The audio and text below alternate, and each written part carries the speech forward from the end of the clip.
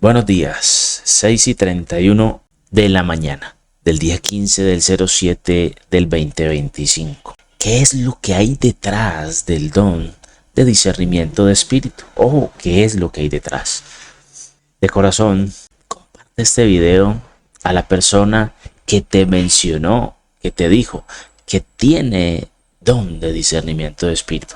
Quiero que esta persona y todos nos hagamos esta pregunta, o también preguntarte si conoces esto que te voy a mencionar, porque este video es exclusivo para aprendizaje de la iglesia.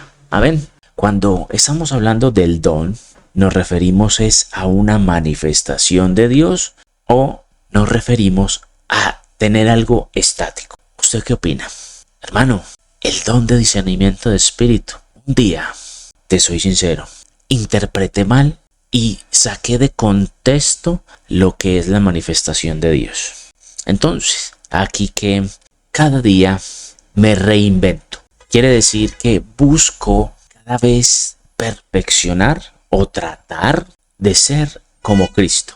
Y hermano, esa manifestación, lo que es el don de discernimiento de espíritu, se presenta por estar en oración constante. Es más, Dios se hace presente y se manifiesta. Eso está escrito en su palabra. Entonces, pido perdón porque es necesario aclarar esto y los errores es necesario que cada persona los corrijamos. Amén. Entonces, también te voy a hacer una pregunta.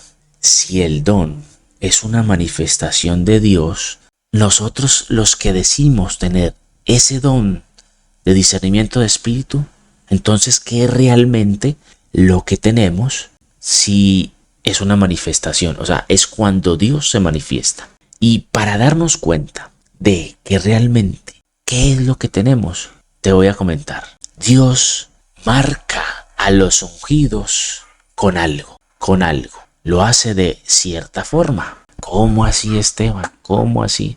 Sí, a un ungido. En este pleno siglo XXI hay dos tipos de personas en el pueblo de Dios: ungidos y justos. ¿Qué es lo que tienen en común? Todos o todo el pueblo de Dios puede escuchar la voz de Dios con discernimiento. Vamos a hablar un poco más de esto.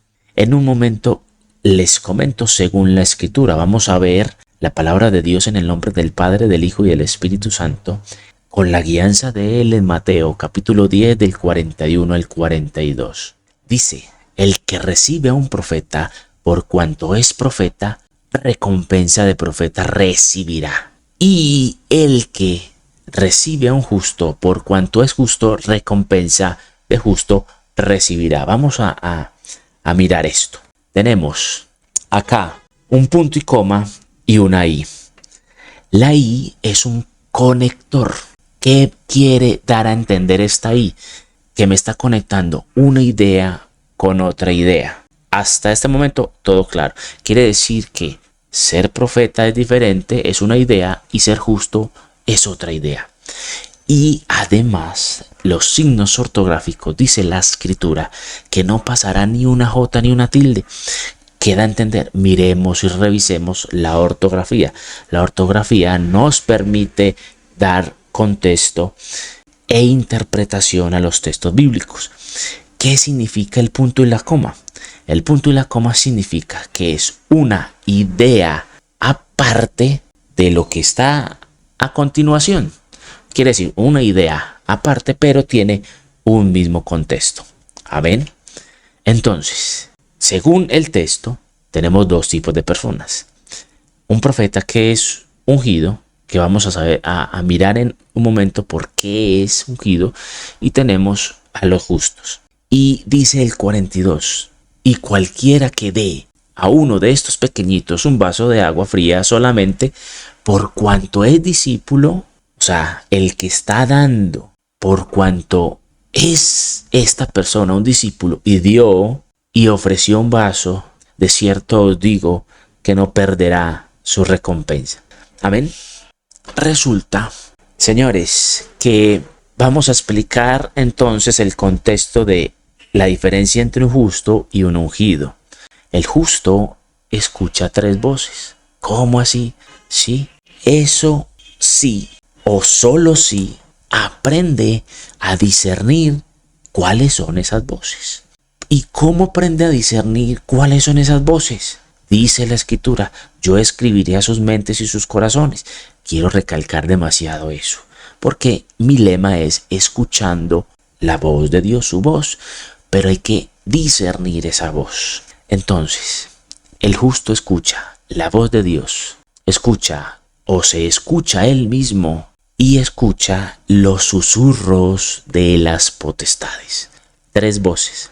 Ahora bien, esto es por el lado del justo, pero por el lado del ungido estamos hablando de profeta, evangelista, pastor. Amén. Estas personas escuchan 5 voces. ¿Cómo así? Sí, 5 voces. Las 3 del mismo justo, más otras 2. ¿Cuáles son esas 2? Cuando Dios se manifiesta con los dones y cuando el emisario de Satanás comienza a hacer de las suyas. Esteban, un emisario de Satanás. ¿Cómo así? Sí, un emisario de Satanás. Lo que tenía el apóstol Pablo.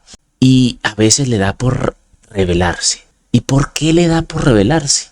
Ya que al orar constantemente por las personas son liberadas y que es liberadas de potestades. Y esas potestades son en cantidad. Recuerden, ¿cuántas son esas potestades? La Escritura nos habla de cantidad. Al ser cantidad, entonces llegan al ungido y ese emisario de Satanás se carga. Y de ahí la palabra, venid a mí todos los que estéis cargados. Entonces, ese emisario de Satanás le da por revelarse, ya que todas esas cargas vienen. Este emisario de Satanás es como un medio por el cual Dios se comunica. Al cargarse, le da por revelarse, por decir cosas malas. Esteban, entonces las personas que dicen tener don de discernimiento son ungidos y tienen un emisario de Satanás. Sí, es correcto. Vuelvo y lo comento. Las personas que dicen tener don de discernimiento de espíritu, el don es una manifestación. ¿Qué es lo que tienen? Simplemente un emisario de Satanás, que Dios se lo pone para poder tener una comunicación constante y las manifestaciones del espíritu. Es correcto. ¿Estamos hasta ahí? Esa es, digámoslo de esta manera, una marca del ungido, el emisario. Y eso es por una simple razón. De la boca de Dios no puede salir nada inmundo. Ojo con lo que estoy hablando. De la boca de Dios no puede salir nada inmundo. Ojo, nada malo, nada del mundo. En el Antiguo Testamento, la voz de Dios era externa. El mismo Dios se manifestaba y se escuchaba la voz externa. Pero en el Nuevo Testamento la voz de Dios es interna. Parábola de los talentos. Vamos a mirar la parábola de los talentos. El primer talento es discernimiento. Es por el uso de los sentidos. El uso de los sentidos. Los 5 sentidos. Y los que tienen 2 talentos tienen discernimiento por el uso de los sentidos más el emisario, para que Dios se manifieste por medio de los dones. Ojo con lo que estoy comentando. Según lo anterior, Dios quiere dar un mensaje a una mujer. Esta mujer es emprendedora. Le gusta las rosas, pero en especial la rosa de color amarillo.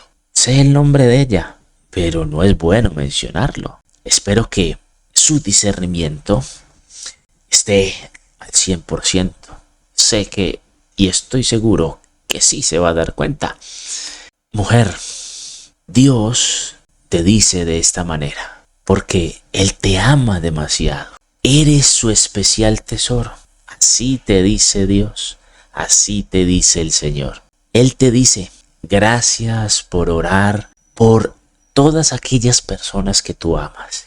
y te invita a que sigas orando y lo sigas haciendo todos los días. Sin embargo, Él te quiere dar un consejo, que no te preocupes por algo que te está sucediendo, pero ese algo es espiritual y por eso mencioné algo de lo anterior, porque nuestra lucha no es contra sangre ni carne. Resulta que cuando oras bastante por alguien y ese alguien sufre de depresión, esa depresión que tiene ese alguien, que tiene esa persona, se va a dirigir a ti, porque la depresión es una potestad de maldad. Ojo con lo que estoy comentando. Esa depresión es una potestad de maldad. A ver. No sé si me hice entender. Cuando tú oras por alguien, tú estás ingresando a la lucha espiritual que tiene esa persona. Al hacer eso, las potestades de maldad que carga esa persona se van a dirigir a la persona que está orando para atacarlo, ¿sí? ¿Y por qué lo ataca? Porque estás interrumpiendo con oración lo que está haciendo, su maldad.